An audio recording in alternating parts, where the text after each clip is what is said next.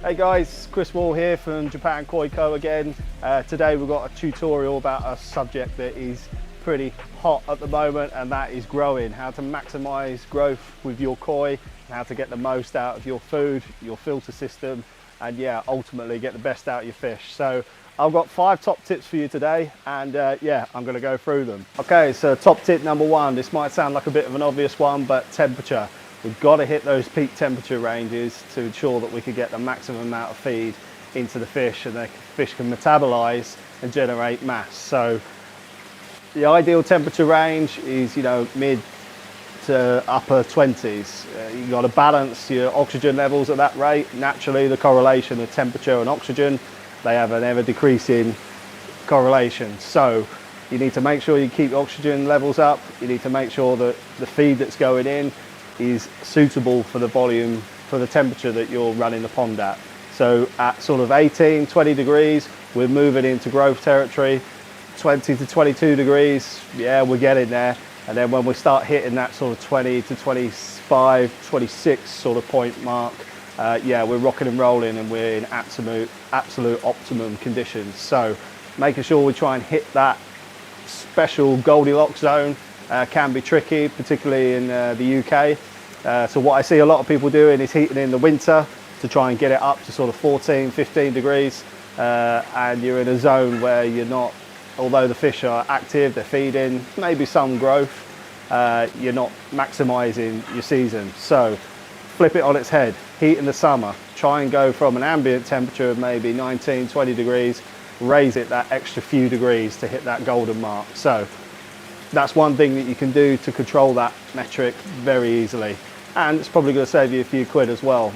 Trying to heat a few 4 or 5 degrees in the summer is far more efficient than trying to heat 15, 20 degrees extra in winter. So have a think about it. Maybe that will register with some of you. Some of you are probably already doing it as well, but if you haven't, you can drop me a line and we can talk about it in a bit more detail. Top tip number 2, food.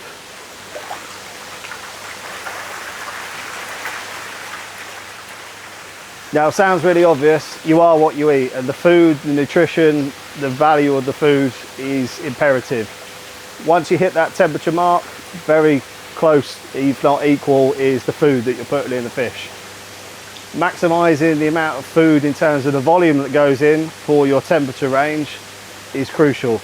You can grow fish fairly easily, but if you really want to push those growth rates and turn those, 30 cm fish into 40, 45 cm fish with body, you need the quality of the food and you need the volume of the food to make sure that the length is generated quite easily, but often the body mass is left lagging behind a little bit. Length is quite easy to achieve. It's getting that big, stocky, powerful body set is the tricky thing. So food wise, you can grow koi quite easily on a number of diets. My personal food of choice is sake akari, has been for some time. Many of you'll know it's just a product that I endorse. I don't get any sort of back handshake or anything like that. I just think it's a great product, and been using it for best part of a decade now. So that would be my preferred choice, but that's not to say that there aren't other foods out there that you can also generate fantastic results with. The key thing to remember with this, and this is just a quick overview, we're going to do a more detailed video moving forward, is quality of the food, whether that be sake, whether that be another brand, and the volume of food. So ensuring that as you're feeding, you're hitting those incremental increases. We need a base rate when we start a feeding regime, because if we start going up too quickly, yeah, you're going to get nitrite or ammonia issues. It comes with the territory. So we need a base rate of food, and then move from that point. Small incremental increases regularly. The filter can adjust, and there's no lagging effect. Often what a lot of people do is, oh yeah, I've not got, I'll feed in more, water quality is okay. Then all of a sudden, boom, nitrite comes up. Now when that happens, what a lot of people do, stop feeding. When you stop feeding, you get that regression with the filter. So when you start again, you've got to build it back up again.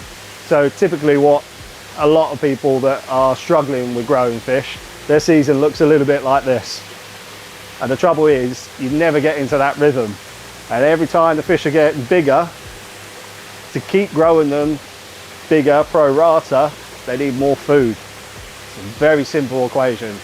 It needs to be gradual so that you can control the water.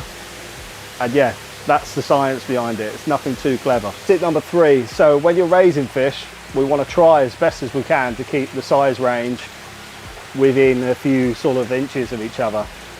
Now, it's not to say that you can't raise fish successfully and grow them if you have Nisai in with Tosai or Sansai in with Tosai. I'm not saying that. What we're looking at here is maximizing the efficiency of growing fish, which a lot of people, that is the goal.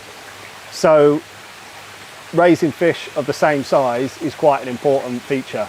Start putting bigger fish in with smaller fish. Nature does its thing. The bigger fish are going to be more aggressive on the feed, they're going to take more food, and what typically happens is the smaller fish will be more suppressed in the water, less food. Also, bigger fish naturally suppress hormones in the water, which inhibit smaller fish to grow. So what we need to try and make sure, if you want to maximize growth, is have fish of a similar sort of size point. Now, that can be very difficult. I appreciate that when you're a hobbyist with one pond. Perhaps you fall in love with an Issai, but you also want to buy some Tosai. If you fall into that category, it's not a problem. I'm not saying that you can't grow them at all, because you can. But if we're looking at maximizing and creating an optimum environment, then having a size ratio, a proportion to each other, is a good thing to keep an eye on. So if you're looking at sort of growing Tosai, you really don't need huge volumes of water to get them up to sort of 30-40 cm so that they can go into your main pond. So maybe consider a smaller project tank. You know, this time of year, it doesn't take much to get that temperature up. You can control the water temperature, the feed going in, and it's a nice addition to the hobby for a relatively small amount of money, and then you can focus on your bigger fish in your main pond. So food for thought there. Top tip number 4. It goes without saying, water parameters and managing it is a key part of any successful koi keeping journey, even more so when you're trying to feed fish heavily. Obviously, the more food that goes in, the more risk and adversity you have to encountering a water quality problem. At that point, we need to address that. High ammonia, high nitrite, we're probably all aware of the damages that can be done. So ensuring you've got a regime and a filtration system with enough biological capacity to handle and process the food is very important. Often you'd be surprised how efficient filters that are fully matured, how effective they are. The trouble is they get too many fluctuations, whether that be temperature, the amount of food going in, fish being added. When these metrics change, you will have a lagging effect on the filter. So these small incremental changes in food from a base rate, increase them gradually. If you have enough biocapacity, naturally that media will become populated, and that is the key to ensuring you don't get nitrite and ammonia spikes during the growth season. Okay, so top tip number 5. We've got the temperature, we've got the water quality, we've got the filtration, we've got the food, we've got the size ratio of the fish set up. Now's the interesting bit. We look at the genetics of the fish.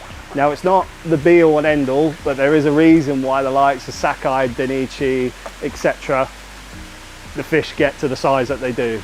They're genetically predisposed, but you've still got to look at the fish. One of the important things that I see a lot of the time is people saying, it's a Sakai fish, it's a whatever fish, it's going to get big. You still need to look at the physical characteristics of the fish, and you need to keep in mind that there is no reason why other fish with similar physical attributes can't attain good sizes. When a lot of people say to me, has it got the ability to get to sort of 85, 90 cm? That's a bloody big fish. To grow fish that sort of size is not something really, really common. That is exceptionally big fish. So try to temper your expectations. You know, if you could grow Tosai up to 75, 80 cm, you've done a fantastic job. Trust me, there's a lot of farms in Japan that would be happy with that. So keep that in mind. If you want to go to that next level, and we're talking jumbo territory, then realistically you do need to look at those bigger breeders that have got that genetic pull to them. So That's just 5 tips that I've come up with just to give people a bit more of an idea. It's a question that's being bandied around a lot at the moment to me. How do I get the best out of my fish? I've bought some nice tosi. How do I maximize the growth? So this is a very quick overview. We're going to do a more detailed piece about this, and yeah, hopefully you've enjoyed it.